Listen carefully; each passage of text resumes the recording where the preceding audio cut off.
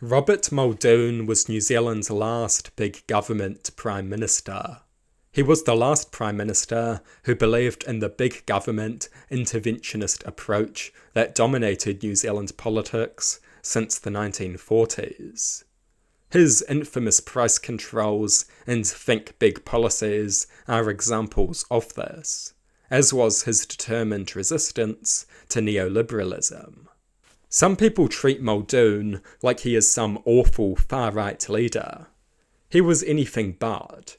He was the most aggressive opponent of the neoliberal revolution. He rejected neoliberal ideas within his own government. He aggressively attacked Rogernomics.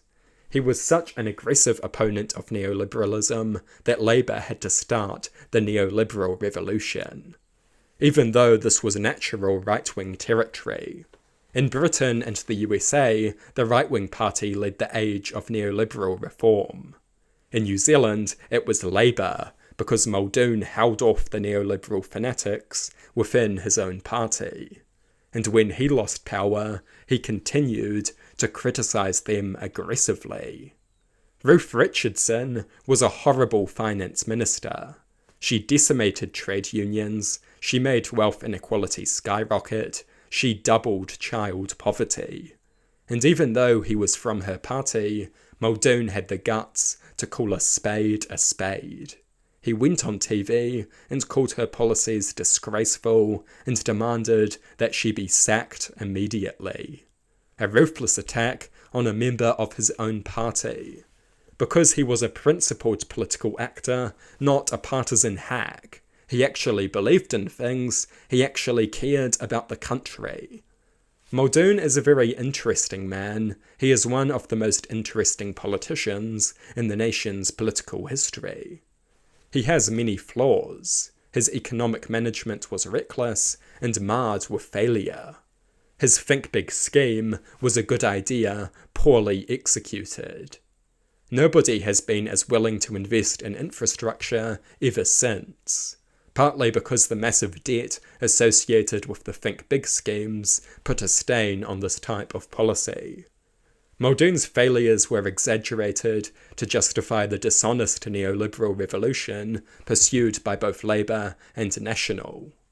The brutal campaign of privatisation, deregulation, public spending cuts, union busting, tax cuts for the rich, tax hikes for the poor, and liberalisation. Most of this was introduced without any mandate. The politicians were lying constantly, in the most shameless fashion in recent memory. We still live in the shadow of the neoliberal revolution today. If you want to truly understand New Zealand's politics, understanding the 1980s and early 1990s is crucial. This is the era that created New Zealand's politics as we know it. This era gave rise to the ACT Party and New Zealand First. It created a Labour Party identity crisis that still weighs the party down.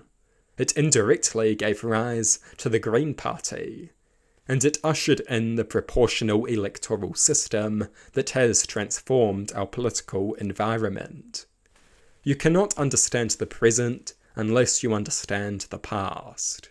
It is infuriating seeing people who adore both New Zealand First and the ACT Party when these parties represent diametrically opposed economic perspectives. It is very annoying seeing people pretend Labour always does the same thing when the party has delivered an incredibly diverse range of governments. I want people to understand politics. That means understanding the politics of the 1980s and 1990s. Because it is this turbulent era that gave rise to the political environment that we have today. It changed the trajectory of this nation massively.